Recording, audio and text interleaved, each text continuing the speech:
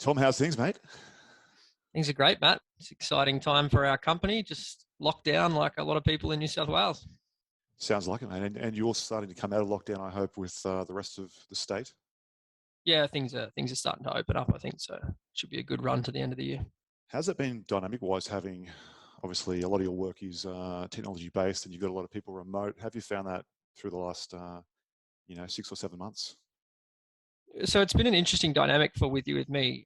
Some people may know or may not. We've done a large expansion into Canada over this year. It's been a big focus of the business, and actually we've had to do a lot of that remotely because both Canada and Australia were in lockdown at different times, and we haven't been able to travel. So it's been quite challenging to launch a business, and grow to a couple of hundred people in an international country and never not be able to travel there. And so we've done a lot of work in our nighttime remotely to get that, but it's been successful and we've found our way through it. I am noticing though that the team is looking forward to getting back in the different offices that we have around the country and get back face to face with people. And our business has got such a big social impact focus. I think people like to have that community feel and be around each other, and we're starting to see that now. Yeah, it's strange that that social aspect. I mean, I came out of Air Force and I probably needed a bit of time out away from the whole immersive Air Force machine, then worked for Boeing. So I started off in January last year, just as the pandemic rolled out, and I was Yeah. in the C-17 Sim and Amberley on base, and pretty much no socializing whatsoever with the company at all. So that was a really interesting way to join a new organization and meet everyone virtually, but not in the flesh. So how was your morale throughout the year with that experience? I think it's varied for people. So I would say up and down. The company's done a lot of, and the leadership in the company have done a lot of things to try and boost that. The most obvious is free lunch Thursday. So that the team, in the office, we used to do free lunch Thursday, and with lockdowns, basically the whole company gets an Uber Eats voucher. And there's a bit of a Discord channel, and you can get lunch at home on the company, and we can interact that way. And we've done everything from group PT sessions and different get-togethers. So I think it's been challenging, but we just drove the interaction socially in other ways. Yeah, free lunches are always popular, so I'm sure you got some traction out of that one. Yeah. So, mate, your background, of course, is Army with an infantry officer career spanning about 14 years.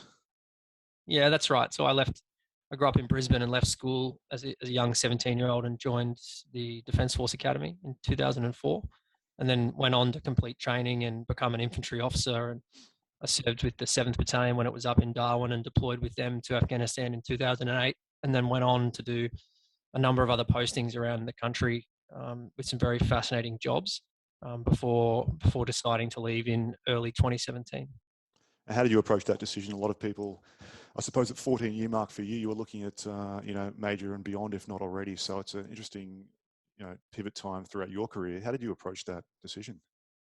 That's a good question, and you're right. That was the right vintage. I was about to be promoted to major and take a subunit as I left, and it took me about 2 years, I reckon, to make the decision to leave and be encouraged to do so, actually. And I was having a very positive experience in the Army. I found myself in Townsville working in a great job. I was studying my business masters via distance, like many people do in the military. And I was also helping build a business, a rock climbing gym up in Townsville, because I'm a rock climber and I really wanted to get sort of dabble in business. And I found myself in this time where I was like, maybe I just want to do more and have more impact and maybe own my own thing. And so I was starting to explore the idea of doing things outside of the military. And then so it took me 2 years to really figure out that I wanted to have a crack at something. And so I eventually made the decision to leave. And at the time, actually, it was some senior officers that helped me make that decision. They sort of sat me down and said, we don't want you to go, but if you do go, you're going to be great at whatever it is that you do. So, go and be a good leader out there in industry for Australia. And if you want to come back, maybe you can come back. And you don't hear that story very often. And I found that quite resounding, actually, that some senior officers would say that to me at that time and see that vision. And so that was quite encouraging. And I made the jump. And I would say it probably didn't go as planned. I had this vision for wanting to build my own business in a rural property and become an arborist and own an arborist business. And I started working for an arborist company in Canberra, chopping trees down. And then realized sort of after about 3 months that maybe I wasn't reaching my potential and I should be doing more. And I hadn't really thought this out properly before making that decision.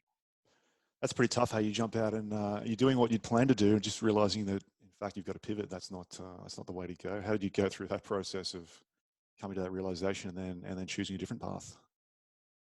Yeah, I think that's probably somewhat of a common story, maybe for veterans who have an idea of what they want to do, maybe even have a pretty good plan on how to do it. Once you get there, the reality doesn't meet the expectation. And so, how do you get through it?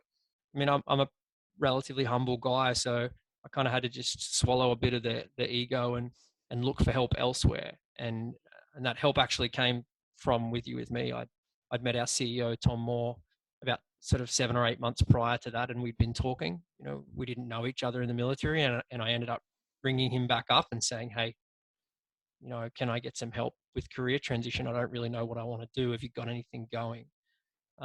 To which he ended up offering me a position in the company in the early days, and here I am. So I guess I got a little bit lucky after taking a few little risks. Yeah, nice. And in fact, you joined as employee number 4, I think.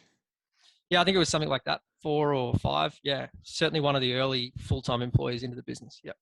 And what was it, the concept of With You With Me, that really resonated with you and made you want to jump into a fledgling business? So there's a couple of things actually. It's a good question. Clearly, there was a business aspect. I like business. I've always been fascinated by business, and I wanted to be involved in something that you could grow and bring people in. I've always liked the traditional view of entrepreneurship, where you build something that can create a place for lots of people to work and impact their families and lives. I like that idea of being able to build a business. So that was quite appealing. And then there was the component around veterans. You know, like each of us, you know, Tom's got a real compelling story about his transition that many people have heard, and that's not unlike many that I've seen of our friends that have really struggled to leave the military for whatever reason, um, and and and ended up having a challenging experience. And so the idea that we could craft a new business to help solve some of those challenges in new and interesting ways was very exciting.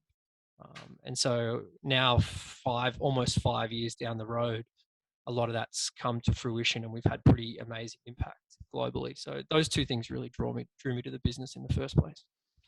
And speaking yesterday, you sort of outlined that you had a hypothesis along with Tom Moore about what the business would do, how it would function, and you said about really testing that and taking that out to market and seeing if your vision was feasible. Yeah, that's right. So if we go back to early 2017, the vision that Tom had was really around solving veteran unemployment and underemployment, and we were very focused on the challenges facing veterans directly in that transition moment. How do we get them into their first job? Because there was a clear problem and challenge there in industry in Australia. And so it was really, really focused. And we had an idea that we thought was the solution. Like any good business, you think you've got the answer straight away. And everybody was telling us it was skill mapping and translation of military skills to civilian language, those sorts of things. And how do you better write a resume for a veteran leaving? And so we built products and solutions to that, and it didn't work. And we very quickly realized as we worked with more and more customers and companies out in industry that that wasn't the problem at all. And in fact, very little of the problem was a veteran thing. It was the fact that there was some major failings in the broader talent hiring ecosystem that were making it almost impossible for veterans, but also a bunch of other people to get through into successful jobs. And so very quickly our business started to move from being a veteran recruitment company to a tech company that wanted to solve underemployment for a whole suite of what we would now call underrepresented or underutilized talent in the market. And that's kind of where we find ourselves now. And that change was pretty amazing to be a part of. Sounds like it, mate. Sounds like it. You've obviously grown quite a lot. You've got 300 employees now across 4 countries and dealing with not just veterans, but spouses and neurodiverse and other groups, which we'll come to. But what was the crux of that problem in the employment markets and in the hiring process that you really zeroed in on? So the crux of the problem is the idea that you hire on experience through a resume. And that's fundamentally flawed in our eyes. It existed for a reason from the past that made sense, but not many people know about the history of the resume and why it's used. And so it didn't make sense to us as veterans coming out of an environment where you're constantly asked to learn new skills and employ those skills on the job quite quickly. And many of us who are in that community have experienced that, whether it's in a deployment setting or just in the workplace. And so was sort of, it didn't make sense that I could then stand in front of an employer. I could look at the things they were asking me to do and be like, yeah, I could learn those and do those things. Why can't you value my skills and my potential to do this job? And so the crux of the matter was, how do we change industry's mindset from being experience-based to valuing ability, so aptitude, and potential over experience? And that's where we started to build an entire business around changing that whole mindset in industry and globally. And how's your growth path gone? Obviously, you've done quite well over the last 5 years or so. Is that starting to rub off on other businesses? Are they starting to wake up and go, hey, these guys are actually onto something. We need to adopt their approach, or at least take that into consideration in how we approach, hiring and talent sourcing? Yeah, it is absolutely starting to rub off on different businesses, and you just see it in different ways. So a lot of businesses you will see, and there's a lot of literature around the fact that they have a talent shortage and they're fighting for talent, or there's a war on talent and they can't find enough talent. And so what we're starting to see now is businesses adopt the idea that, not necessarily that we came up with, but that we started to scale, which was, you need to build talent, and you need to build it much faster than what our traditional systems were building. Our universities in our vocational sector weren't building the right talent at the right time fast enough to meet the demand of industry. And so we know if we could find talent, show that it had potential, train it with relevant skills, so build it really, really quickly and deploy it into these areas, we could solve that problem. And so actually our response to a lot of organizations now is, you don't have a talent problem, you've got a skills problem. You've already got great talent. You just need to rapidly build skills, which we learn in the military, like I said before. And so our model has become test people to show them what they can be great at, whether it's a person going through our free program, train them, give them the skills they need to do 80% of the job that's in front of them right now, employ them in that job, and then grow with them and keep training and skilling them, lifelong learning approach, so they acquire new skills constantly and can evolve in the market. And so companies are starting to adopt that idea, having worked with us or having worked around us as well, which is fascinating. Interesting angle there. I've seen a lot of different approaches in my military career, both relational type, bosses, and interactions with career management agencies where they want to, upskill you and invest in your ability, and also transactional approaches. It sounds like you generate a lot of trust and a lot of, self-belief in the people that you bring through your system just by assessing what they actually have to offer rather than their resume, CV, and going into their training record. So nothing predicts future performance as good as aptitude in our eyes. Your ability to learn and onboard new skills and then employ them confidently is a key driver of someone's future ability or future performance. And so being able to harness that and show somebody the things that they could be great at and then give them the skills to be great at that is a game changer in the talent ecosystem in our eyes. I mean, you think about you and I and how we got into our careers. No one ever sat us down at the end of high school and said, hey, based on your aptitude, your personality, you'd be really, really good at these things. And those things are growing in industry. So there's going to be heaps of job availability, heaps of growth and purpose over the next 15 to 20 years. You should go work in those industries. No one used data like that to drive those decisions. Most of us went into careers based on the advice of our friends or family, or because there was some other connection, or because we just went to uni and got a skill and then tried to get a job with it. It doesn't make sense that you spend more time and effort trying to figure out what house you want to buy than what career you want to go into. And so we wanted to bring data to how we make those decisions. And that's kind of where we've ended up. As you speak, I'm thinking whether there's an application here for high school students. I've got some family members just approaching the end of their schooling, and they're asking me for advice, and I don't have anything to tell them.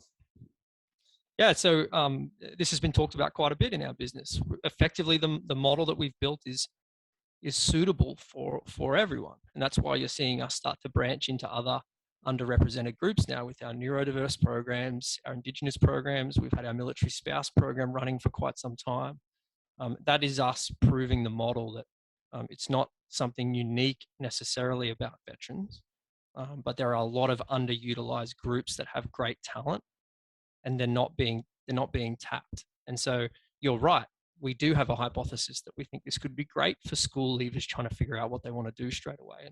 And maybe that's somewhere that we'll evolve in the future as we grow. And the term neurodiverse, that's something I just came across, in fact, a few months ago reading through your work. That's something that a lot of people aren't familiar with. What's the term there, and what's the neurodiverse program you're doing?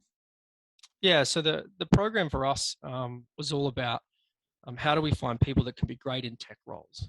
And we met a couple of people along the way in our business, and we started to realize that neurodiversity has this group of people with these unique skill sets that can be really applicable in some of the most in-demand jobs that we've got in industry right now.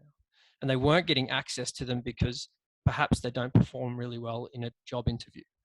Perhaps based on their specific use case, they don't like to work in a crowded office or an open plan office, or have loud noises or different things that really aren't that important in the grand scheme of things when there's so much requirement for great work and great skills. And so we scratched the surface on it like we did with the veterans, and thought, you know what, we can train a lot of these different types of people who have great skills already and get them aligned to future jobs. So we set out with an initial plan on our neurodiversity program to test and train 1,000 people for free through our programs to demonstrate that the skill set is actually sitting there and should be untapped. And that's evolving quite quickly now to what will soon be announced is different employment programs that we've got available specifically around neurodiverse, and how do we sort of integrate that into our full model. And just for the listeners, neurodiverse, that includes what are traditionally seen as some learning disorder groups, autism spectrum type groups. Yeah, that's correct. Yeah, Yep. yeah.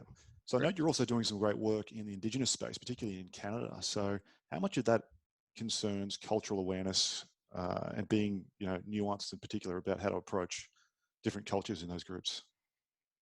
So it's worth noting that actually some of these ideas, like the Indigenous program, come out of our staff. We also ran a similar program when COVID first hit in Australia for the aviation sector, to run some free testing and training for the aviation people working in the aviation sector. So a lot of our social impact programs actually just come from good ideas within our business where people wanted to help the community in some capacity. That was certainly the case in Canada. When we went to Canada, a lot of the Canadian team wanted to do a program like this for the Indigenous community. And over there is a really rich connection to the Indigenous communities. And so a big part of it is about cultural awareness. And for us, it was about learning that particular culture and how connected they were, and then being able to try and offer the right sort of programs for that community, because not everything's the same as what we went through with the veterans. So over there, we've opened up the doors to allow for free testing and training of our digital skills. We just onboarded a new Indigenous community manager, Steph, into the business over there, and her role is to actually go out and interact with the community and learn more about how our model could help them in different ways, and then start to get people involved in those programs. So we're not really trying to recreate anything. We're trying to add to those existing community groups our experience with great digital training for in-demand careers that we know will be suitable for a bunch of people sitting in those community groups. And you've really vectored in on some pretty high growth areas. You've got cyber, software development, data analytics, IT project management. Obviously, these things are all booming. They're a no-brainer for getting people in there. How are you going for developing skills for those? It seems your approach is a little bit unconventional in that, if I was an employer, I might look for someone degree qualified or with a extensive training history, and you're developing shorter skill sets for those job roles. Yeah. So if we talk about the training for a second, we took an interesting approach to how we would build our training. A little bit of it from the military, so an adult learning environment, which is founded around teach me, show me, test me, sort of like a competency-based learning model. Think about the same way that you would learn to potentially fire a rifle in the military or drive a car. You don't just learn how to fire one specific rifle in one position. You get taught range safety, you get taught ammunition information, you understand how a weapon works. And these are all like foundational skills about how to just kind of shoot in general. And then at the end, you will get a platform, so one weapon where you'll go and practically shoot. And so we built our digital courses in the same way, because what we found in industry was a lot of the vendors who make these platforms, they build their training in a way that's suitable for someone already working in that industry. I've been in data for 5 years. Here's a new data platform. Here's how to use it. But it doesn't actually give you the foundational skills to be a data analyst. And it wasn't designed to do that. But that meant there was a gap in the market. And so we wanted to train people in how to be an analyst. What does that mean? And then how to work with data. What does that mean? And then, oh, yep, here's the most popular platforms right now. We'll teach you how to use those platforms, which will help you get your first job. And so we've taken that teach me, show me, test me concept and built all of our own training. Now, that meant that we had to seek some sort of accreditation because you need some sort of credibility in industry. And what we decided to do was get our whole training academy accredited through the American National Standards Institute, ANSI, which means the way that we build our learning, the way our instructors are employed, we do academic review boards, meets an industry standard globally. And then for different courses, we just sought different accreditations. So maybe you get a platform certification like Microsoft or UiPath or Splunk. Maybe you get a partner that's certified our program like GCHQ out of the UK saying that our cyber analyst course meets their requirements. And so you gain industry accreditation to help drive the outcome.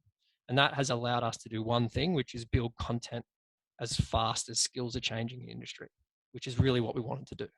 So that's got to give you a huge advantage out there in the marketplace in the new and growing areas. We certainly think it does, yeah. And what's on the cusp? Obviously, you've got some really promising domains. You're delivering training in some really promising areas. What's coming up in the future that you're seeing, if you can share that with us here? So the company's vision has been really clear. It's solve underemployment. And we think we can achieve that if we get to a point where in a calendar year, we can train 50,000 people and put 10,000 people into work. We think if we can do those things at a numbers point of view, we have had enough impact on both the training and the recruitment market that people are starting to adopt how they think and starting to really value skills over experience. And so that is like laser focus on our vision for the next 12 to 18 months is trying to get to that size. And there's a bit of complexity to that, but it's really about how do we change how people think about hiring globally forever, which is a bit of a different endeavor from just kind of starting a business to be profitable. And you're having some big impacts with obviously communications through a few different mediums, submissions to the 2020 Cyber Strategy and also the Productivity Commission, Skills and Workforce Development. How are these other organisations bringing on board your concepts and your ideas? It's a good question. We will always jump at opportunities where people are wanting to value skills over experience, wanting to value underrepresented groups and getting them particularly into digital careers, but also other careers, mostly because that's what our different countries need to be prosperous in the future. And so some of the ones that you mentioned, and there's been others, are great mechanisms for us to do that. So most of them are adopting the idea because most of those types of institutions care about people. And this is one way to really care about people and allow people to kind of reach their potential. And so, yeah, we don't find too much friction at all. We find people, this is the answer that a lot of people were looking for to help them get to the next kind of stage. How are you finding the competition for talent, especially coming out of STEM domains? Some of the work I'm doing in a parallel area is looking at talent coming out for a particular industry, but I'm finding that whether it's AI, whether it's robotics, cyber, they're all demanding the same sort of high school and university entry skill sets. How do you find different employer groups are working to compete for what is a very scarce resource? Yeah, so there is definitely strong competition for the same talent pools. And that's like at the heart of the problem we're trying to fix. If you have a particular recruitment model that only allows you to target graduates or certain people with certain experience, certifications, years, time in role, then you're restricting yourself.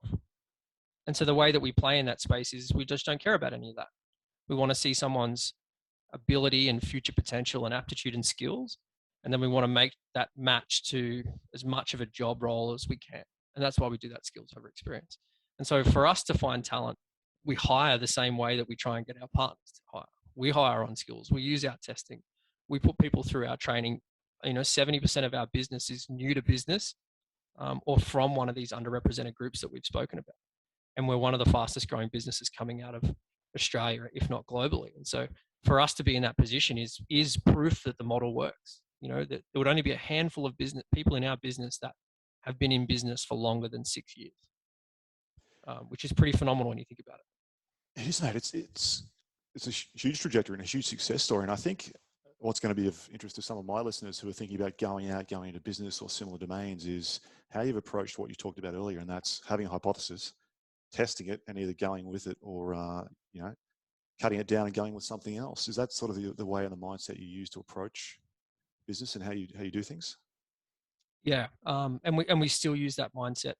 A good military analogy is the act, sense, decide, adapt cycle. That as the cycle, if you know, if your listeners have heard of that before, where you're constantly iterating, adapting to the things that you observe, and then making change. And so the business has grown fast because we try lots of things. When things don't work, we turn them off really quick, and we keep iterating really, really fast. The only other thing that we have that you need for that to be successful is a really strong vision and set of values.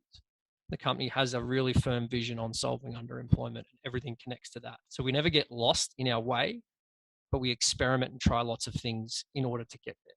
And that's, I think, been a key driver from the CEO down for our success so far. Yeah, and I guess you're 300 people, so you're sort of getting towards medium size.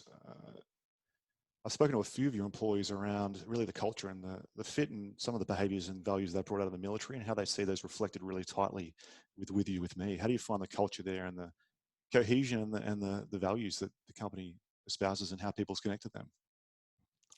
So there's a lot in that question. I mean, the culture of the company is phenomenal. You know, this morning I was on our weekly company all in that has close to 300 people dialed in globally.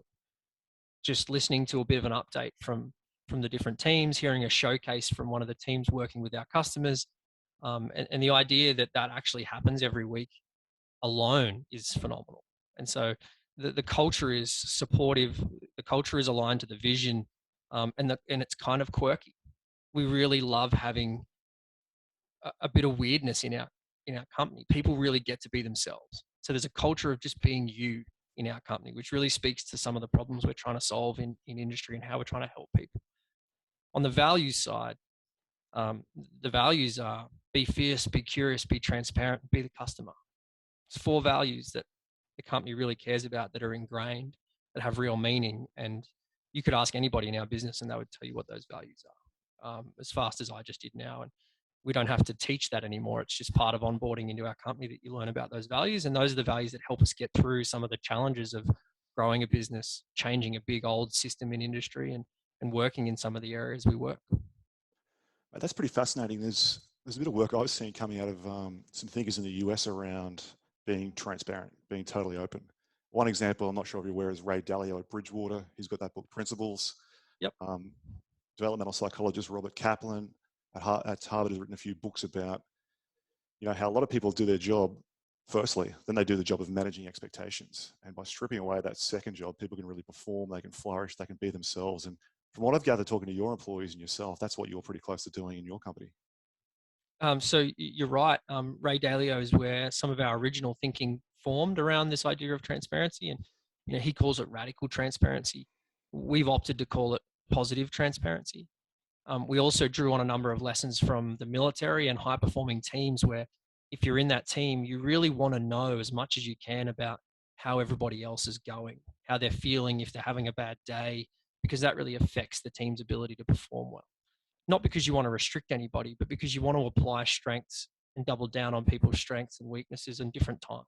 And transparency helps with that. So we've injected that value over time in the company, I would suggest quite successfully. And it has allowed us to form a really tight bond and culture, even globally, even through a pandemic, because we are very transparent and open about ourselves, what we're working on, what we're trying to improve, and how we've performed. Sounds like a lot of companies would love to have your approach and your model and your culture on board. Are you getting many inquiries or many people asking for advice on how to do business? I don't think we've had too many people ask specifically how to, what our secret was for business yet. Maybe we're a little bit too early, or people were still unsure whether the model's going to work. But there is some real amazing stuff happening inside With You With Me. There's some really top talent coming out of places that you would not have expected. And not from the traditional areas. And the staff just do such an amazing job of creating impact for our communities. Yeah. Mate, I might just throw you a few questions I used to ask earlier in the podcast, which I've sort of benched, but I think they're perfect for the moment. Sure. Not to put you on the spot, pretty straightforward ones. Firstly, yourself, Tom, 5 years' time, where are you going to be? What can you see for yourself? I have taken an approach to career development that is just see what happens next. I'm so aligned to the vision in our company and the story of With You With Me that I will just do whatever With You With Me asks me. And hopefully I'm ready, or I'll get ready to do what that is. So right now I'm focused on helping the business grow internationally and achieve those things that I said. And we'll just see what happens. That's the main aim. Who knows what's going to be happening from 5 years from now? Absolutely. And the other question would be the company. Where's the company heading in the next few years, and what can you see on the horizon? So for us, it's about being a world leader in digital online learning, in supporting underrepresented groups like we've spoken about, and changing how hiring works. Really, really seeing global impact on valuing skills over experience. And that will continue to be our sole focus as we grow in the next 5 years. And it doesn't really matter what form our company takes, if you like, from a business entity point of view. It's about building the business in a way that's going to achieve those outcomes. And sometimes you'll hear our CEO talk about the fact that he doesn't even really like business that much. We were just put here to solve this problem, and we happen to have the skill sets to solve this problem, which is an interesting idea in itself. And so the business will evolve based on the need to service the communities we work with and really rebuild how the talent ecosystem works. Well, mate, I think you're onto an awesome thing, obviously, with the success you've had so far. So best of luck with the future, and congratulations. And also thanks for your work, especially with veterans and veterans' families. So it's been great chatting, mate. Yeah, no, that's great. Thanks for hosting me, Matt. And I probably would be remiss if I didn't say, if it's the first time for people hearing about this stuff and they want to look at all of our free programs, and they are free programs, go on to the website at withyouwithme.com and have a look at all the different things that are happening for the different groups that we work with. Thanks for your time, mate. Take care. See you, mate.